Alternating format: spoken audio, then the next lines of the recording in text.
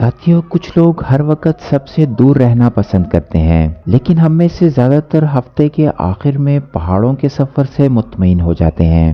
باقی لوگوں کو جنگل میں سے گزرتے ہوئے راستے پر رہنا اچھا لگتا ہے، جس کے 20 منٹ کے فاصلے پر تمام چیزوں کے سٹور موجود ہوں۔ پھر کچھ وہ لوگ ہیں جو کافی شاپ یا ATM سے دور کئی دن یا حتیٰ کہ ہفتوں کے فاصلے پر رہنے کا انتخاب کرتے ہیں۔ یہ لوگ دور دراز کی آبادی میں پائے جانے والے معمولی سادہ طرز زندگی کی تلاش میں ہوتے ہیں۔ ان مقامات میں ضروری نہیں ہے کہ زندگی آسان ہو، لیکن یہ ان کو کمپلیکشن سے آزاد کر سکتی ہے جو جدید دور کی زندگی میں دوچار ہیں۔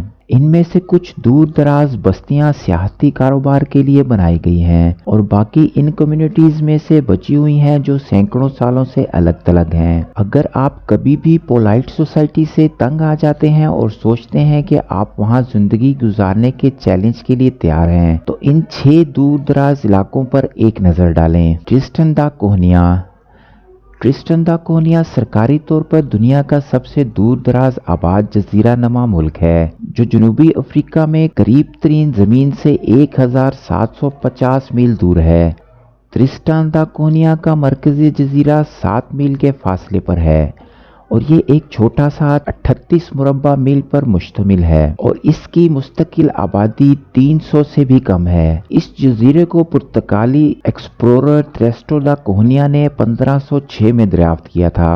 امریکی جوناتھن لیمبرٹ 1810 میں اس جزیرے کا پہلا باشندہ تھا۔ اس نے جزیرے کو اپنی ملکیت ظاہر کیا تھا، لیکن اپنی سلطنت قائم ہونے کے صرف 2 سال بعد ہی ایک کشتی کے حادثے میں اس کی موت ہو گئی۔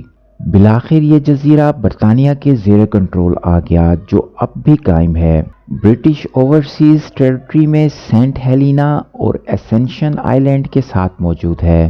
یہاں کے رہائشی کھیتی باڑی کرتے ہیں یا مقامی حکومت کے لیے کام کرتے ہیں۔ اس انوکھے جزیرے سے برطانوی پوسٹل کوڈ سے سکوں اور ڈاک ٹکٹوں کی فروخت سے کافی آمدنی ہوتی ہے۔ جزیرے میں صحت کی دیکھ بھال مفت ہے۔ سیریس انجری کی صورت میں جنوبی افریقہ کے کیپ ٹاؤن، جو کہ 1750 میل کی دوری پر ہے، تک جانا پڑتا ہے۔ Saint Helena.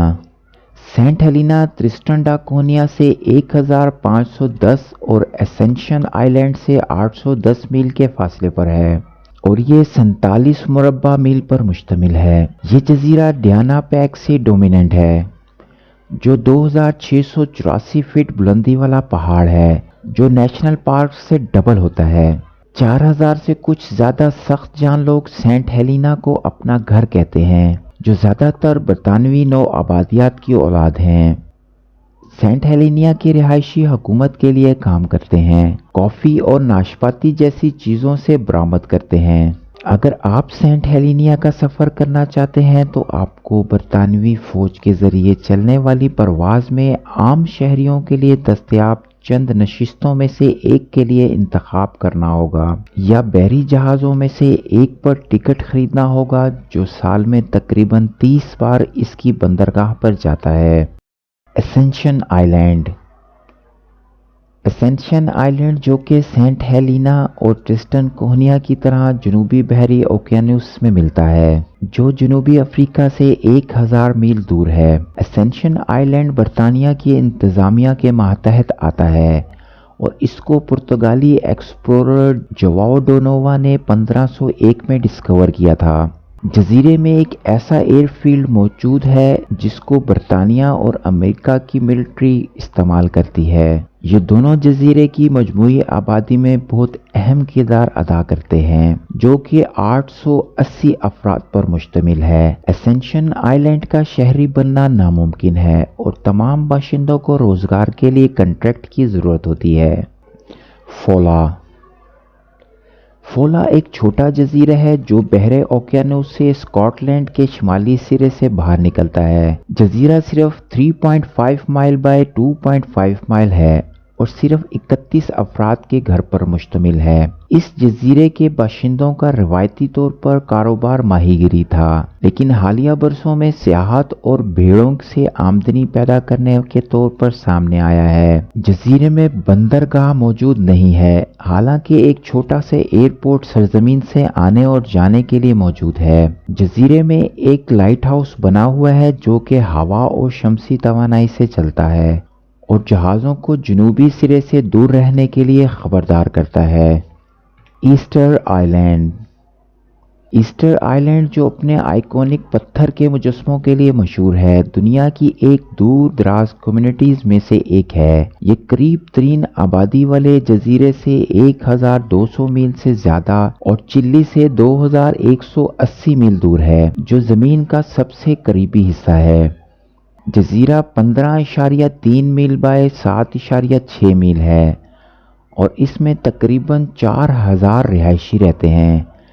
خیال کیا جاتا ہے کہ پولینیشین جزیرے کے پہلے باشندے تھے، جو کہ 300 سے 1200 قبل مسیح کے درمیان پہنچے تھے۔ پولینیشینز بڑے کھلی چپوؤں والی کشتی میں وسیع فاصلہ طے کرنے کے فن کے ماہر تھے۔ آج بہت سارے رہائشی سیاحوں کے لیے رہائش اور کیٹرنگ کا سامان بنا رہے ہیں، جو یونیسکو کے عالمی ثقافتی ورثہ سائٹ کی تاریخ اور ثقافتی فطرت کی کھوج کے لیے وہاں آتے ہیں۔